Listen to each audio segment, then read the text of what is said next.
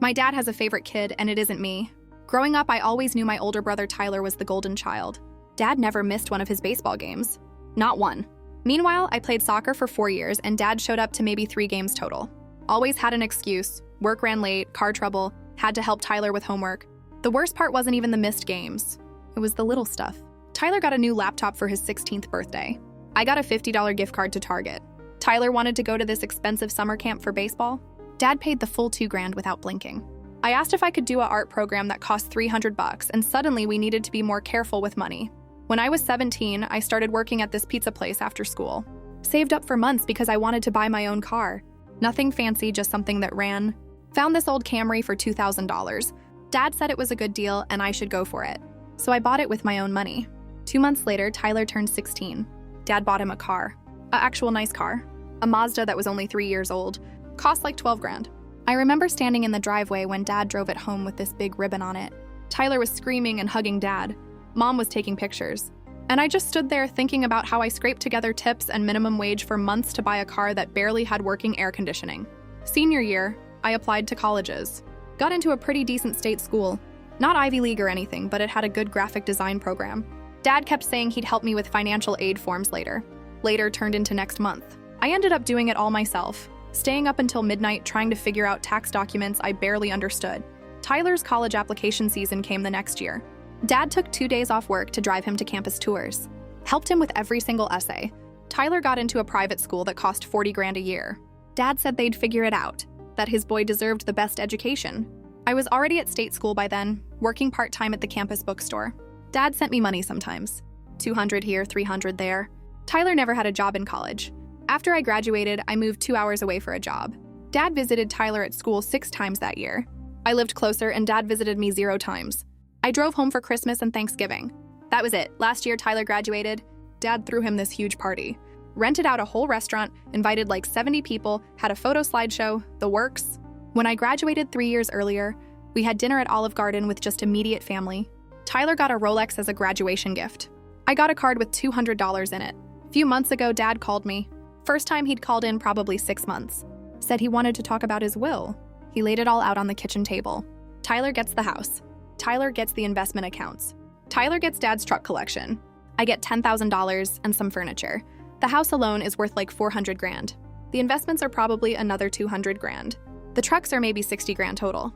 Tyler's getting over $600,000 in assets. I'm getting $10,000 and a couch. Dad said he thought this was fair because Tyler has a family to think about now. Tyler got married last year. Dad said Tyler would need the house for his future grandkids. I asked, what about my future kids? Dad just shrugged and said I was always more independent, that I'd figure it out like I always do. Like being independent was my choice and not something I had to learn because no one was helping me. I left that day and didn't speak to Dad for 3 months. Then yesterday, Tyler called me, said he needed to talk in person. His voice sounded weird, guilty almost. Said it was about Dad's will. I showed up this morning and Tyler looked like he hadn't slept. He said Dad called him right after I left that day. Told him the whole breakdown. But Tyler said he felt sick hearing the numbers. $600,000 versus 10. Said he never realized how different Dad treated us until he saw it all written down like that. Then Tyler slid an envelope across the table. Legal documents. He said he wants to split everything 50-50. The house, the investments, the trucks, all of it. Said he'd already talked to his wife and she agreed. That I'm his brother and this is what brothers do. I just sat there holding these papers. My phone's buzzing in my pocket and I can see it's Dad calling. He probably found out Tyler went to a lawyer. Tyler leans forward and says, the lawyer needs an answer by end of day to start the paperwork before Dad can change anything. You in? I stared at those papers like they might disappear if I blinked. My phone kept buzzing. Dad's name lit up the screen 3 more times before going. Silent Tyler was watching me with this expression I'd never seen on his face before, nervous, maybe even scared. How long have you been planning this? I asked. He rubbed his face with both hands. Since that dinner 2 weeks after you left. Me and Jessica were eating takeout, and she asked how the will thing went. I told her the breakdown. She just stopped eating and looked at me like I'd told her I kicked a puppy. Jessica said that? She asked if I was okay with it. I said yeah, at first. Tried to justify it like Dad did, about needing the house for kids, about you being independent. She just kept staring at me. Then she asked if I remembered your high school graduation. I remembered mine. Olive Garden, breadsticks. Tyler had been on his phone most of the dinner. She said she remembered mine, Tyler continued. Said Dad rented out that whole restaurant, had that slideshow, invited everyone. Then she asked what your graduation was like. I couldn't even remember where we went. Had to think about it for like 5 minutes. The phone buzzed again. A text this time. I could see the preview. Tyler did something stupid with a lawyer. "Call me now, Dad knows," I said, showing him the screen. Tyler's jaw tightened. Yeah, the lawyer had to send him notice of intent to modify the estate plan. Legal requirement. He called me last night screaming about betrayal and family loyalty.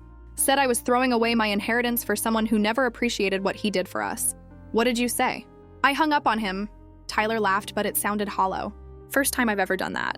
He called back 17 times. I blocked his number. I set the papers down on the table between us. This is real? You actually want to split everything? I talked to 3 different lawyers to make sure we could do it. The estate's not settled yet, so yeah, we can. But we gotta move fast. If Dad changes his will before he dies, this whole thing is pointless. And he's already threatening to do exactly that. He's threatening to cut you out. Completely. Said if I go through with this, I get nothing. Not the house, not the investments, not even the trucks. He'll give it all to charity before he lets me, quote, disrespect him like this. I picked up the papers again.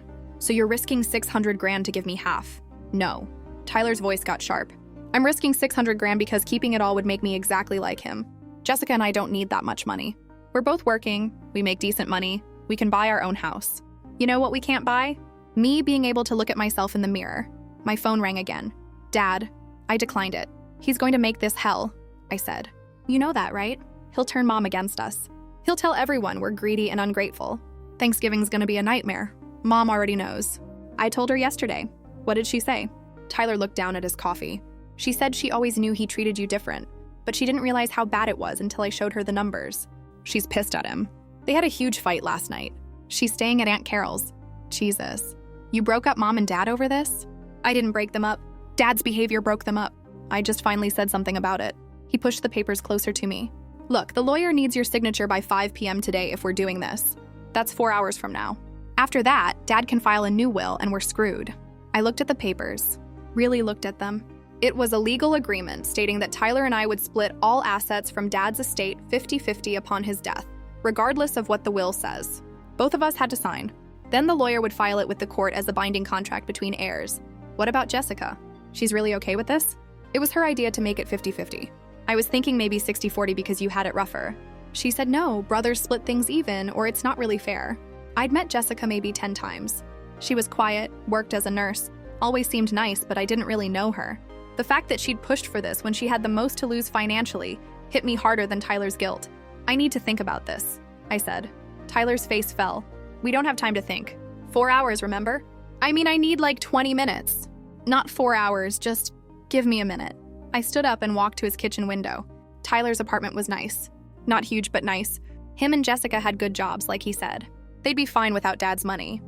But would I be fine taking it? That was the question making my stomach twist. Because here's the thing, nobody tells you about being the unfavorite kid. You get used to it. You build this identity around not needing anyone, around being independent, around proving you can make it on your own. Taking money from Tyler, even though it was technically mine too, felt like admitting I couldn't hack it alone. But that was stupid, wasn't it? That was just Dad's voice in my head, telling me I was too independent to need help. My phone rang again. This time it was Mom, I answered. Hey, your father is losing his mind. Mom's voice was tight. He's saying Tyler's betraying the family, that you poisoned him against us. I didn't even know Tyler was doing this until an hour ago. I know that. I told him that. He's not listening. He wants to talk to you. I don't want to talk to him. I know. I don't blame you. She paused. Your brother's doing a good thing. I should have done it years ago, but I didn't.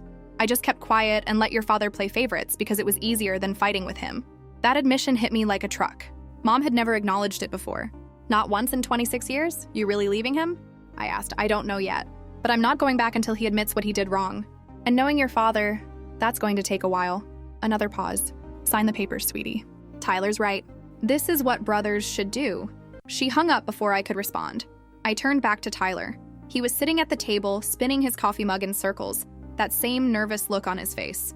Okay, I said. Where do I sign? Tyler's head snapped up. Seriously? Yeah, but I got one condition. His face went guarded. What condition? The trucks. I don't want Dad's trucks. What? Why not? Because I know how much he loves those trucks. And I know he bought most of them after I moved out. Those are his thing with you, not me. You keep them. Tyler shook his head. That's like 60 grand. I don't care. Split the house and the investments with me. Keep the trucks. I'm serious about this.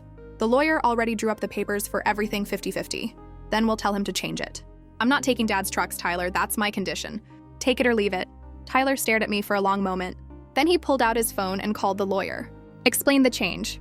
The lawyer asked to talk to me directly to confirm. I confirmed. He said he'd have updated papers ready by 4 p.m. We could come sign them at his office.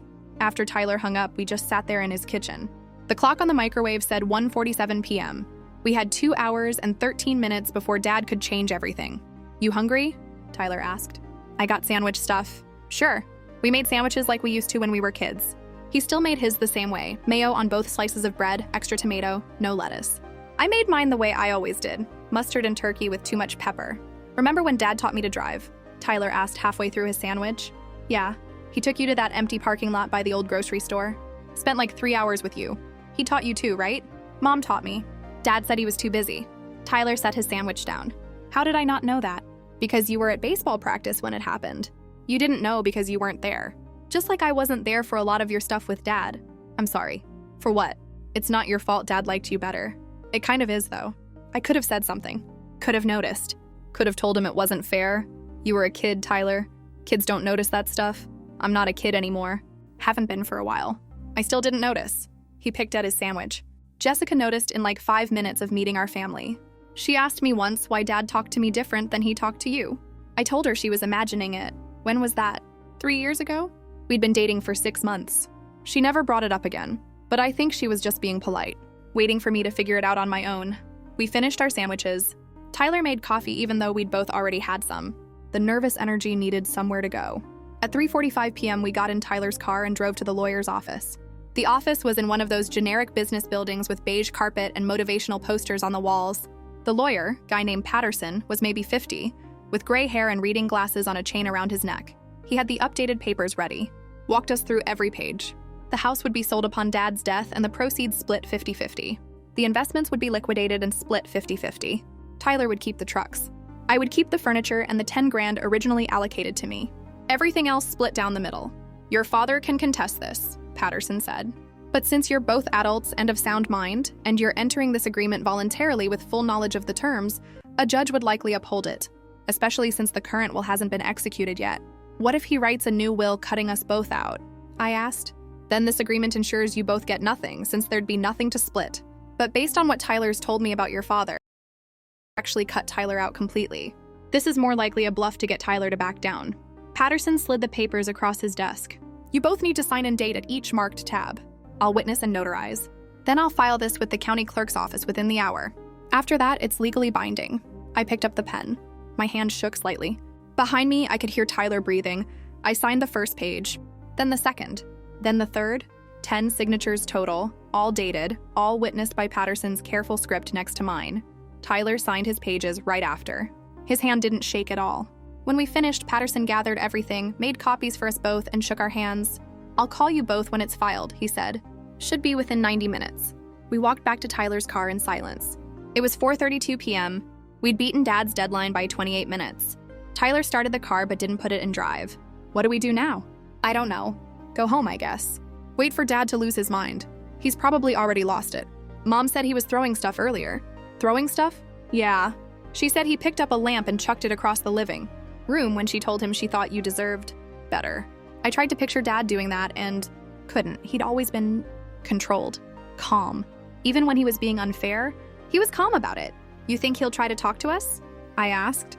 Oh, he'll definitely try. Question is whether we answer. Tyler's phone rang before I could respond. He looked at the screen and his face went pale. It's Dad. Don't answer it. He didn't. Let it go to voicemail. 10 seconds later, my phone rang. Also Dad, I declined it. Then Tyler's phone again. Then mine. Then Tyler's, then mine. He's losing it, Tyler said. Finally, the call stopped. A text came through to both of us in a group chat. I could see Tyler's phone screen from where I sat. You both just made the biggest mistake of your lives. Don't come crying to me when you need money. You're both dead to me. Tyler stared at his phone. I stared at mine. Neither of us said anything for a long time. Well, Tyler finally said. That went about how I expected. He put the car in drive and pulled out of the parking lot. Dropped me off at my apartment 20 minutes later. We sat in his car in my parking lot, engine running, neither of us wanting to be the first to leave. Thanks, I said finally. For what? For doing this? For noticing? For giving a shit? Tyler's hands tightened on the steering wheel. I should have given a shit 20 years ago. Better late than never. He laughed, but it sounded sad. Yeah, better late than never. I got out of the car and went inside. My apartment was quiet. I made dinner, watched TV, tried not to think about the text message Dad sent. Around 9 p.m., Mom called. "He's serious about cutting you both out," she said. He called a different lawyer. Some guy named Hendricks who apparently specializes in contested estates. He's going to write a new will leaving everything to charity. When? Tomorrow morning. He has an appointment at 10 a.m. Can he do that? We filed the agreement. I don't know. But he's going to try, she sighed. I'm sorry. I should have stopped this years ago. Should have made him treat you both fairly. It's not your fault, Mom. It is, though. I'm your mother. I should have protected you. She was quiet for a moment. I'm filing for divorce. That shocked me more than anything else that had happened today. Seriously? I've been thinking about it for years. This just made it clear I can't stay. Your father's more concerned with punishing you boys than admitting he's wrong. I can't be married to someone like that. Where are you going to go? Aunt Carol said I can stay with her until I figure it out. I've got my own savings. Your father doesn't have access to it. I'll be fine. After we hung up, I sat on my couch in the dark. My phone showed 11 missed calls from Dad, all from the past hour. I blocked his number. Then I opened the copies of the papers Patterson had given me. Read through them again. Tried to feel something about having legal claim to half of Dad's estate. Mostly, I just felt tired. Tyler texted around midnight, "Mom told you about the divorce?" "Yeah," I typed back. "This is insane." "Yeah, we did the right thing though, right?" I thought about that for a long time before answering. "Yeah, we did." Update 1. It's been 2 weeks since Tyler and I signed those papers. 2 weeks since Dad sent that text calling us dead to him. 2 weeks since Mom moved in with Aunt Carol. Things have gotten worse. Dad hired Hendricks, that lawyer Mom mentioned, and filed a new will. This one leaves everything to the American Cancer Society. Not a dime to me, Tyler, or even Mom. The house, the trucks, the investments, all of it goes to charity when he dies. Patterson, our lawyer, said it doesn't matter. The agreement Tyler and I signed is legally binding. Even if Dad's will says everything goes to charity, me and Tyler are entitled to split it because we had a contract in place before the new will was executed. But here's where it gets complicated. Dad's arguing that Tyler signed the agreement under duress. He's claiming I manipulated Tyler into giving up his inheritance, that Tyler wasn't of sound mind when he signed, and that the whole thing should be thrown out. It's complete BS, but it means we're probably headed to court. Patterson said it could take months to resolve, maybe over a year. In the meantime, Dad's made sure everyone knows what happened. He called every single person in our family and told them his version. That Tyler and I conspired to steal his money, that we're greedy and ungrateful, that Mom left him because we turned her against him. Thanksgiving was last week. Usually we do it at Dad's house, huge thing with all the extended family. This year, Mom, Tyler, Jessica, and I had dinner at Aunt Carol's. Just the 5 of us. It was quiet. Weird. Carol made a turkey that was too dry and stuffing that was too salty, but nobody complained. Dad had Thanksgiving at the house with Uncle Ron and his family. Uncle Ron called Tyler afterward, drunk, and left this rambling voicemail about family loyalty and how we should be ashamed of ourselves. Tyler deleted it without listening to the whole thing. The rest of the family split down the middle. Aunt Carol, Uncle Dave, and my cousin Stephanie took our side. Uncle Ron, Aunt Linda, and my cousins from Dad's side of the family stopped talking to us. Cousin Brett sent me a Facebook message saying I was a disappointment and he always knew I was jealous of Tyler. I didn't respond. What's the point? Work's been weird too. I'm a graphic designer at a small marketing firm, and my boss Kelsey somehow heard about the family drama. She pulled me into her office last Monday and asked if everything was okay at home. I gave her the short version. She just nodded and said to let her know if I needed time off. 2 days later, she mentioned her dad died 5 years ago and left everything to her brother. Said she still doesn't talk to him. Didn't offer advice, just shared that and walked away. It was the most helpful thing anyone said to me in weeks. Tyler's having a rougher time. He works in sales at a pharmaceutical company, and apparently some of our family drama reached his coworkers. Someone mentioned it at a team meeting, made a joke about family feuds. Tyler shut it down quick, but he's been stressed ever since. Jessica called me last Friday, asked if I wanted to come over for dinner. When I got there, Tyler was in the garage working on something with power tools, and Jessica sat me down at the kitchen table. He's not sleeping, she said. Keeps waking up at 3 a.m. checking his phone for messages from your dad. He won't admit it, but this is eating him alive. I know. It's eating me alive too. He thinks he ruined everything. The family, your mom's marriage, his relationship with your dad. He won't say it, but I can tell. I didn't know what to say to that. Because Tyler wasn't wrong. He had ruined those things in a way. Just not for the reasons Dad thought. He did the right thing. I said finally, I know that. You know that. But Tyler's questioning it. Your dad's voice is in his head telling him he threw away his inheritance for nothing. That you'll take the money and cut him out later. That he's an idiot for trusting you. I wouldn't do that. I know. But your dad's really good at making people doubt themselves, isn't he? She wasn't wrong. Dad had spent Tyler's entire life building him up as the golden child, and now he was tearing him down twice as hard. It was psychological warfare, and Tyler wasn't equipped for it. When Tyler came in from the garage, he had sawdust in his hair and grease on his hands. He washed up at the sink and sat down with us. Jessica made spaghetti. We ate mostly in silence. Dad came by my work yesterday, Tyler said halfway through dinner. I set my fork down. What? Showed up at the office. Told the receptionist he needed to see me urgently. She called me down because she thought it was an emergency. He twisted spaghetti around his fork but didn't eat it. He wanted to make a deal. What kind of deal? Said if I void the agreement with you, he'll reinstate the original will. I get everything like he planned. He'll even throw in an extra 50 grand for my trouble. What did you say? I told him to get out. He started yelling. Security had to escort him off the property. Tyler finally ate the fork full of spaghetti. My boss called me into his office after. Asked what that was about. I had to explain the whole thing. Now everyone at work knows my family's a disaster. I'm sorry. Not your fault. Dad's the one who showed up at my workplace screaming. He set his fork down. But here's the thing. I keep thinking about what he said. About the 50 grand. Jessica's head snapped toward him. Tyler, I'm not saying I'm going to do it. I'm just saying I keep thinking about it. Me and Jessica want to buy a house. We're trying to save for a down payment. That 50 grand would make a huge difference. We don't need your dad's money, Jessica said. Her voice was sharp. We'll save up like normal people. I know. I'm just being honest about what's in my head. Tyler looked at me. You ever think about just walking away from all this? Letting Dad keep his money and going back to how things were? Honestly? Yes, I'd thought about it every day since we signed those papers. How things were sucked, I said. Remember? Yeah, but at least we had a family. Now we got nothing. Mom's getting divorced, half the relatives hate us, and Dad's trying to destroy us in court. All for money we might not even get. You regret it? Tyler was quiet for a long time. I don't know. That honesty hit harder than if he'd said yes. We finished dinner. I helped Jessica clean up while Tyler went back to the garage. When I left around 9, Tyler was sanding something wooden in the dim light. His shoulders hunched, and I wondered if Jessica was right. If this whole thing was destroying him from the inside. The next day, Saturday, I drove out to Aunt Carol's to see Mom. She was staying in the guest room, which was really just Carol's craft room with a futon shoved in the corner. Mom looked smaller somehow, older. Your father served me divorce papers, she said. No hello, no how are you? Just that. When? Yesterday. Had them delivered to Carol's house? Didn't even have the decency to tell me himself. She was folding laundry, one of Carol's floral sheets. Her hands were shaking. He's claiming abandonment. Says I left without cause and he wants me to forfeit any claim to marital assets. Can he do that? My lawyer says no. We've been married 32 years. I'm entitled to half of everything we built together. But your father's going to fight it. He's hired Hendricks to represent him in the divorce, too. Hendricks. The same lawyer going after me and Tyler. Dad was building an army. Mom, are you okay? She looked at me with eyes that were red but dry. I don't know. I thought I was done crying, but then I'll remember something stupid, like how your father used to make me coffee every morning and it hits me all over again that he's gone. Not dead, but gone. I sat down next to her on Carol's floral couch. This is my fault. No, this is your father's fault. He spent 26 years treating you like you didn't matter. I watched it happen and did nothing. I'm just as guilty. You're not. I am. And now I'm paying for it. She folded another sheet. Your father called me last night, 3 a.m., drunk. Started talking about how I ruined his life by taking your side. How the boys he raised turned into traitors because I coddled you too much. Coddled me? That's what he said. That I made you soft. That if I'd let him toughen you up like he did with Tyler, you'd understand why Tyler deserved more. I wanted to break something. Preferably Dad's face. Mom, you didn't coddle me. You barely had time for me between work and dealing with Dad's favoritism toward Tyler.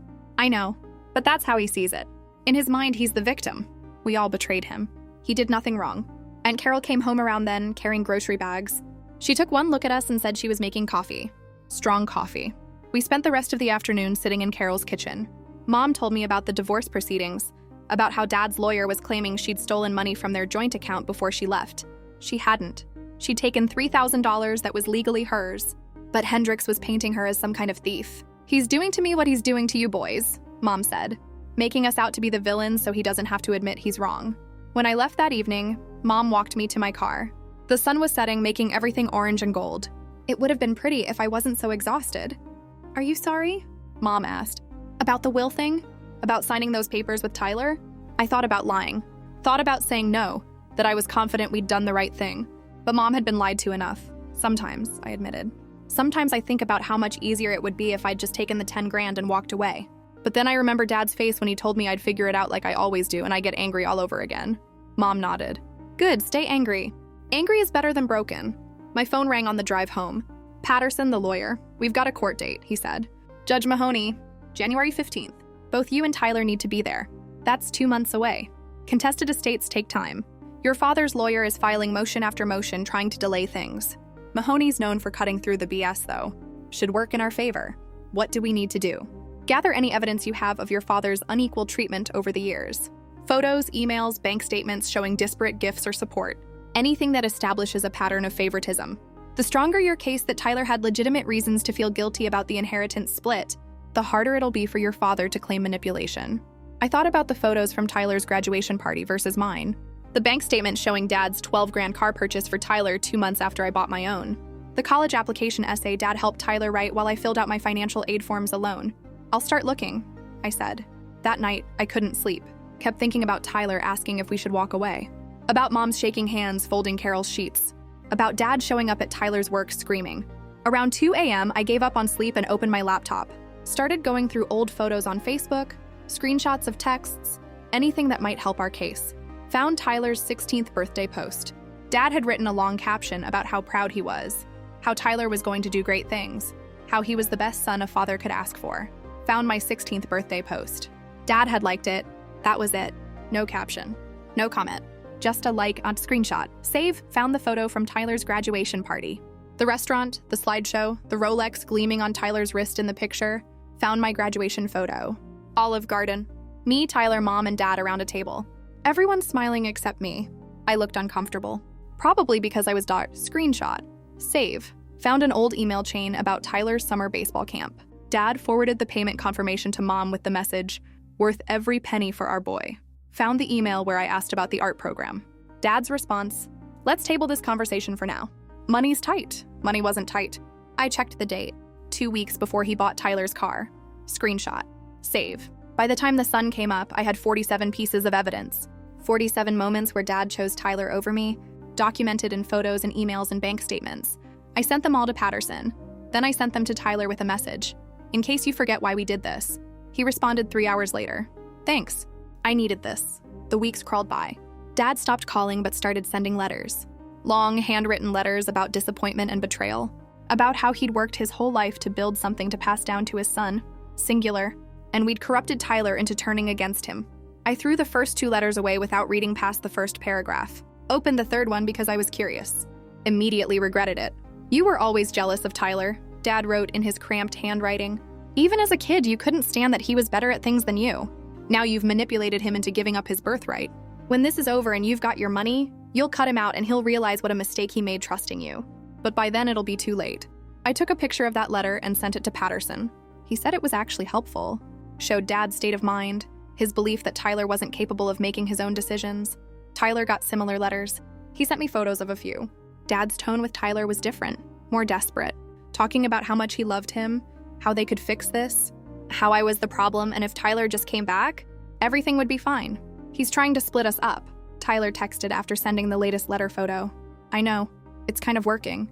That message sat in my chest like a stone. Christmas came. None of us knew what to do about it. Traditionally, we'd all be at Dad's house, opening presents around the tree he'd spend an entire day decorating. This year, that wasn't happening. Tyler and Jessica invited me to their apartment. Mom came too, and Aunt Carol. We exchanged small gifts, ate a ham Carol brought, and tried to pretend everything was normal. It wasn't.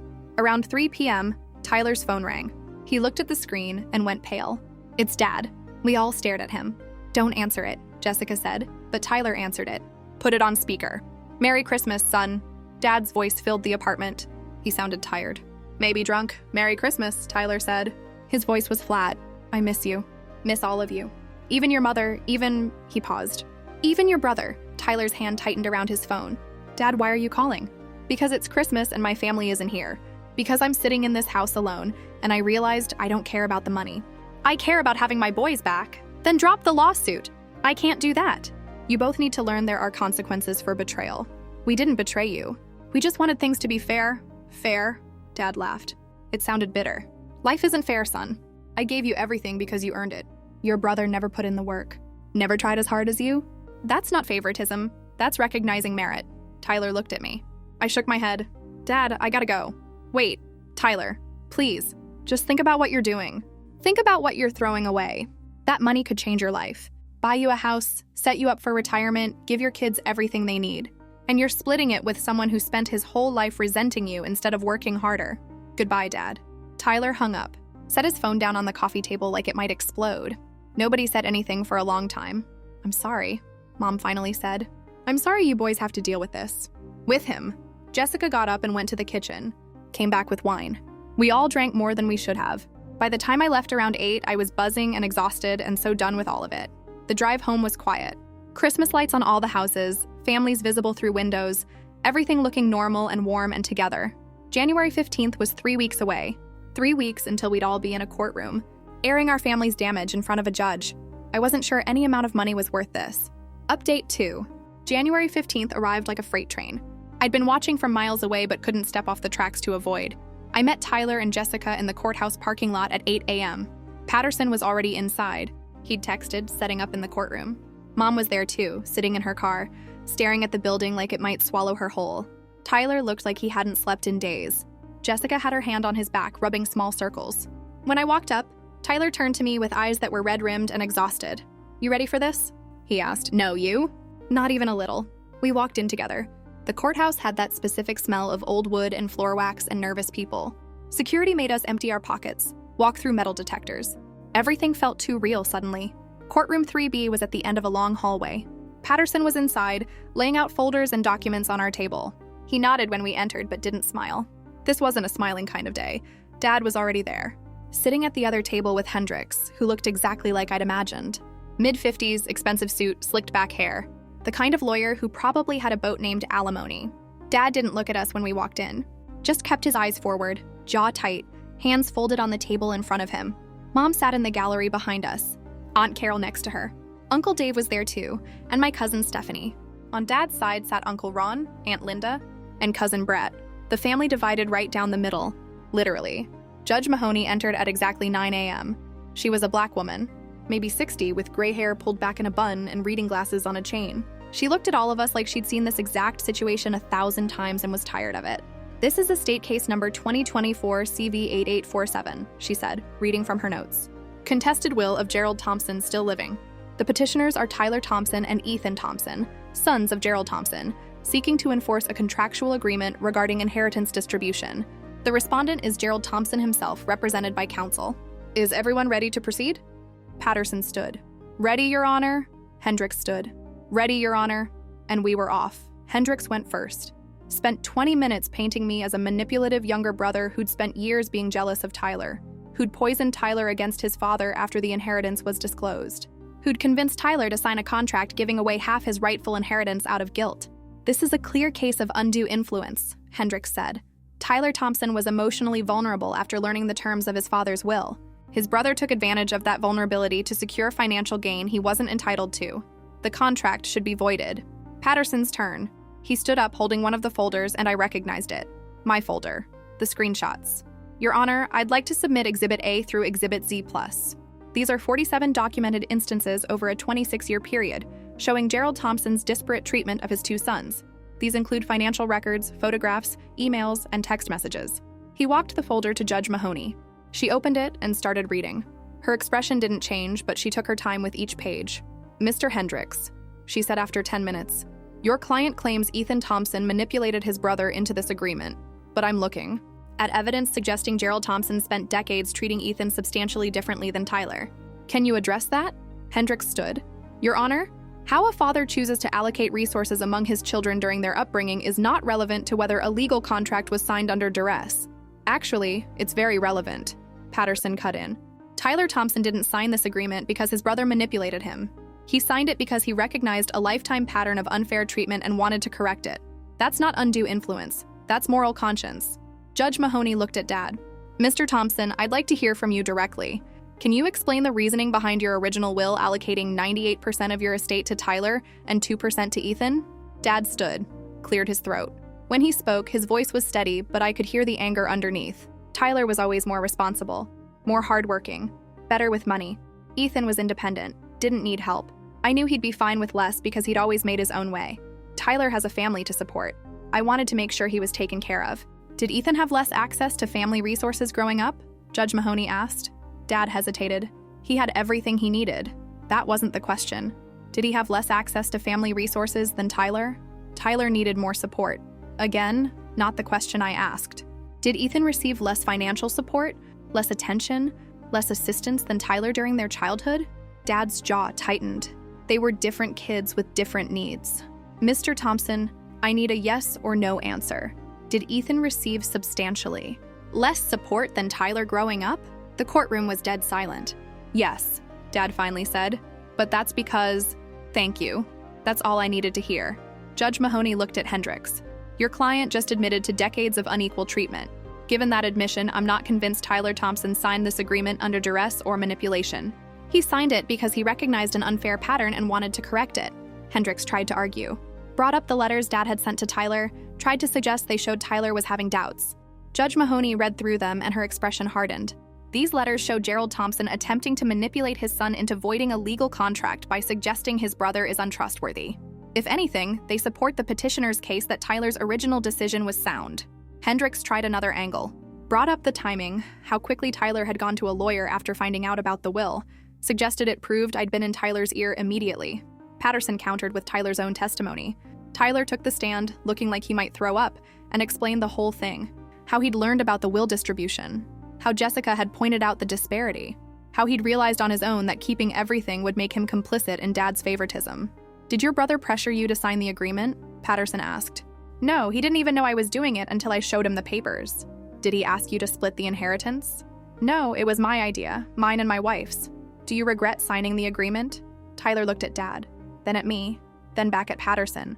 Sometimes, he said, sometimes I regret it because of what it's done to my family. But I don't regret trying to do the right thing. Hendricks cross-examined him, tried to get Tyler to admit he'd been emotionally compromised, that he'd acted impulsively, that he wished he could take it back.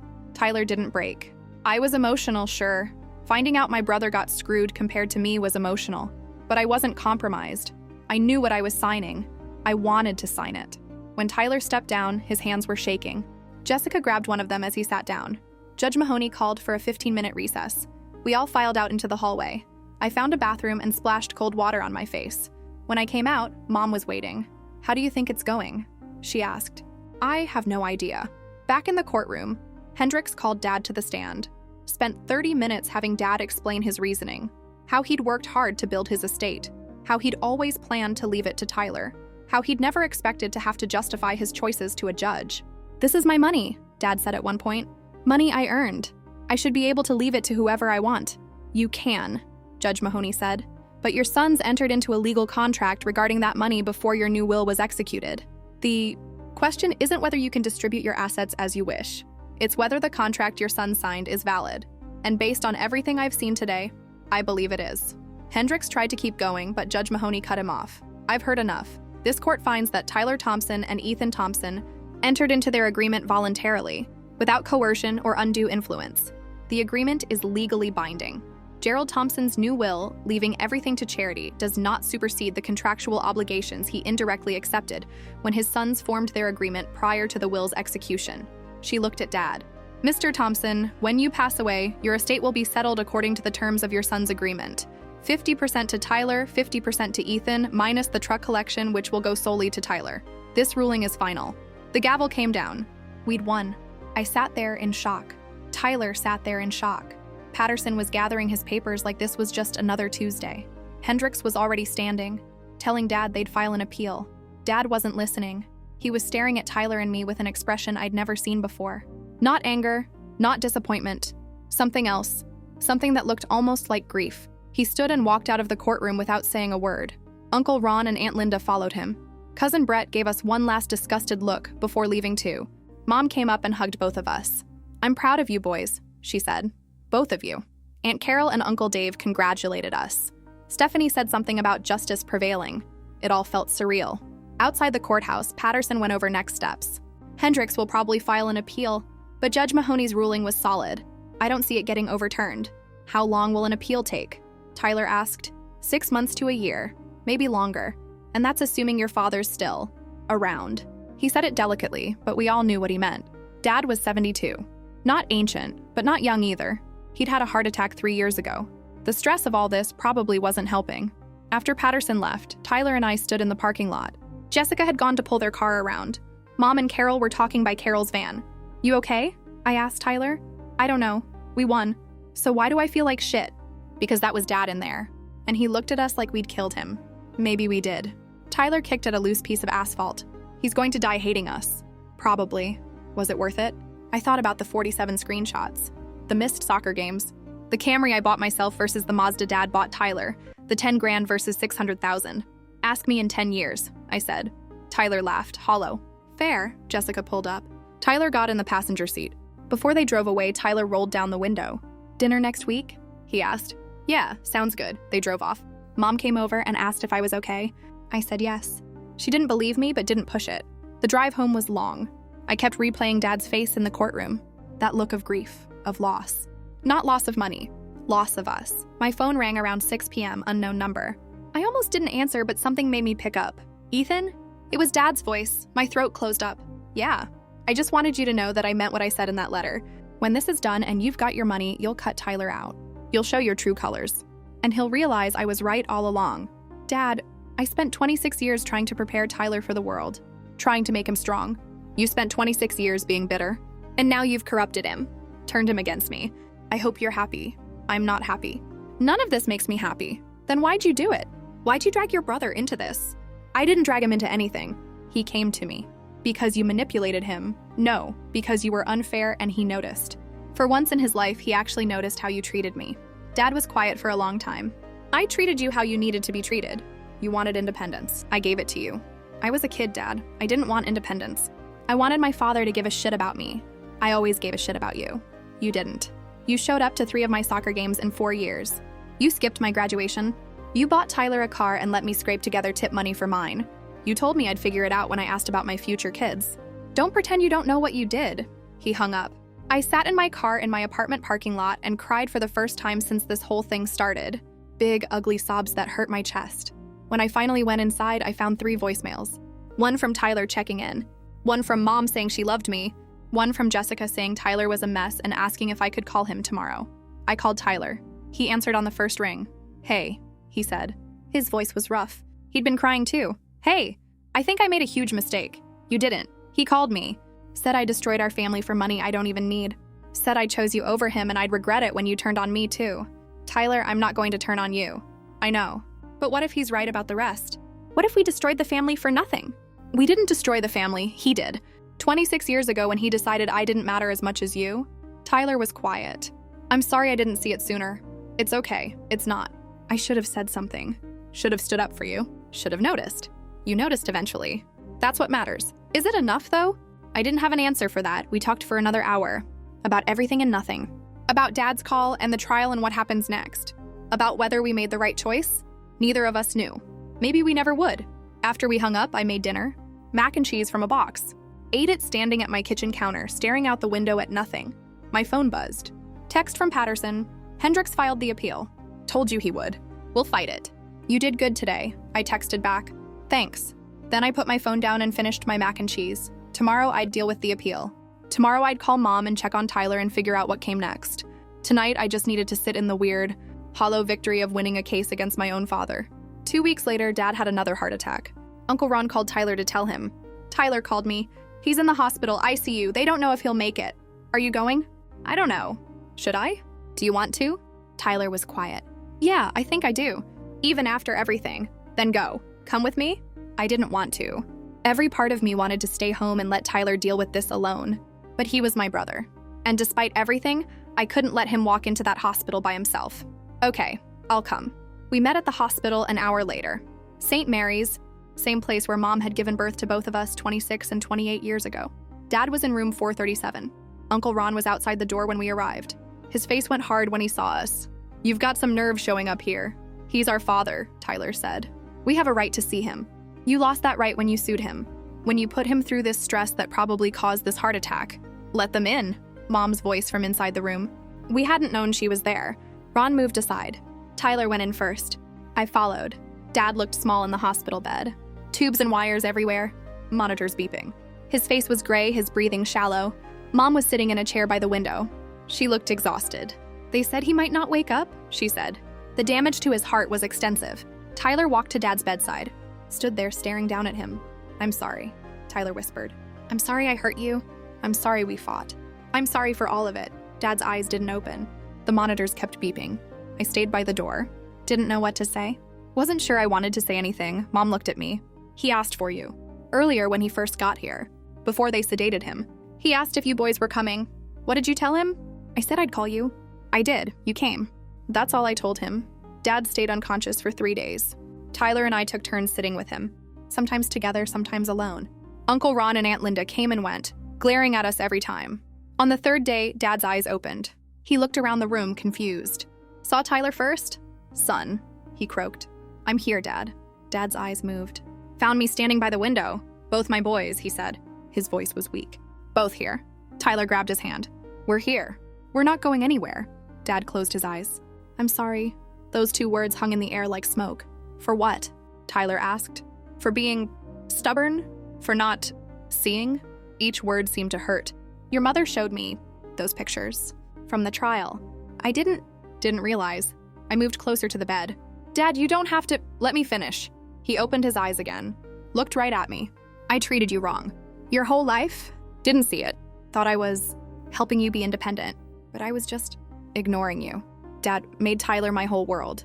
Left you out in the cold." A tear rolled down his cheek. "I'm sorry, son. I'm so sorry I couldn't speak." Tyler was crying. Mom was crying. Even Uncle Ron, who'd been standing in the doorway, looked away. "The will," Dad said. "Want to fix it. Right way this time. Both boys equal, no. No more fighting." Hendricks came by that afternoon. Dad told him to drop the appeal. To draft a new will. Everything split 50-50 between Tyler and me. The trucks too. No more special treatment. No more favoritism. "You sure about this, Gerald?" Hendricks asked. "Never been more sure." Dad signed the new will 2 days later. Tyler and I witnessed it. Mom and Aunt Carol witnessed it. It was legal and binding and fair. Dad died 6 days after that. His heart just gave out. Tyler and I were both there when it happened, holding his hands, telling him we loved him. He smiled, said he loved us too, both of us, equally. Then he was gone. The funeral was massive. People from all over came. Dad had been well-liked in his community, belonged to 3 different clubs, volunteered at the church. Tyler gave the eulogy. Talked about Dad's stubbornness and his loyalty and his laugh. Talked about how Dad taught him to throw a baseball and change a tire and be a man. I couldn't speak. Just sat in the front row next to Mom and cried. After the funeral, after the reception, after everyone left, Tyler and I stood in Dad's driveway. The house would have to be sold. The estate settled. The trucks divided up. "You think he really understood at the end?" Tyler asked. "What he did wrong?"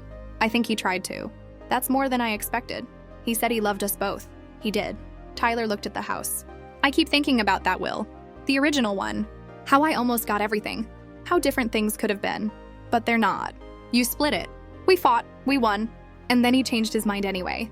"Yeah." Tyler smiled, sad. "All that fighting. All that stress. All those lawyers. And in the end, he just gave us what we wanted." "No. He gave us what was fair." "That's different, is it?" "Yeah. Because if he'd done it fair from the start, none of this would have happened. We only got fair because we fought for it." "Because you fought for it." Tyler looked at me. "We good?" "Yeah, we're good. Even after everything. Especially after everything." We hugged. Right there in Dad's driveway. 2 brothers who'd spent 26 years on unequal footing, finally standing on the same ground. The estate took 8 months to settle.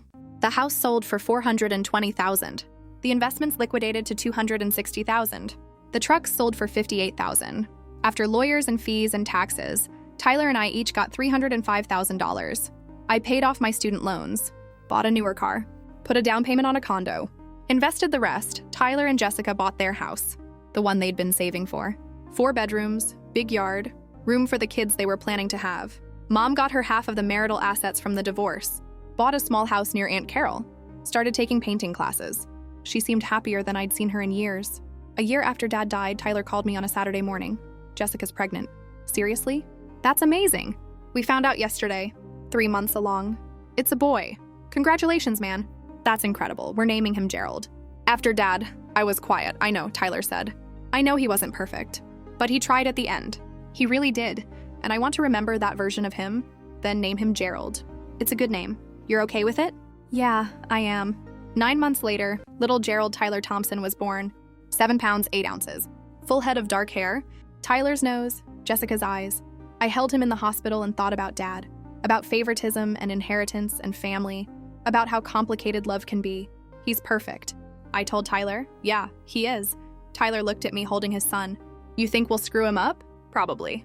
All parents screw their kids up somehow. But maybe we'll screw him up less. Because we know what not to do? Maybe. I handed Gerald back to Tyler, watched him cradle his son with careful hands. Promise me something, I said. What?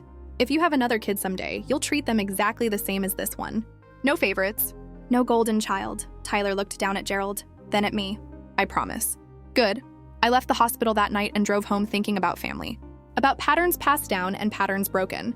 About inheritance in all its forms, money and behavior and love. My phone buzzed at a red light. Text from Tyler. Thanks for everything. For fighting for us. For not giving up. I couldn't have done this without you. I texted back. You did the hard part. I just showed up. Still, thank you. I put my phone down and drove the rest of the way home in silence. 3 years later, I'm sitting in my living room writing this. Tyler just called. They're having another kid. A girl this time. We're naming her Vivian, he said. After Jessica's grandmother, but the middle name. We want it to be something that matters. Something that represents family. What did you pick? Haven't yet. Wanted to ask you first. Any ideas? I thought about it. About everything we'd been through. About Dad and Mom and the will and the fight and the ending. Hope, I said. Name her Vivian Hope. Why Hope? Because that's what we have now. Hope that we'll do better than the generation before us. Hope that we've learned from their mistakes. Hope that our kids won't have to fight for fairness like we did. Tyler was quiet for a long moment. Vivian Hope Thompson, he finally said. I like it. Me too. After we hung up, I sat there looking at the photo on my mantle. Me and Tyler at Dad's funeral. Both of us in black suits standing shoulder to shoulder. Brothers, finally equal. Finally whole. It cost us 3 years of fighting, a fractured family, and a father's last words to get here. But looking at that photo, I think it was worth it.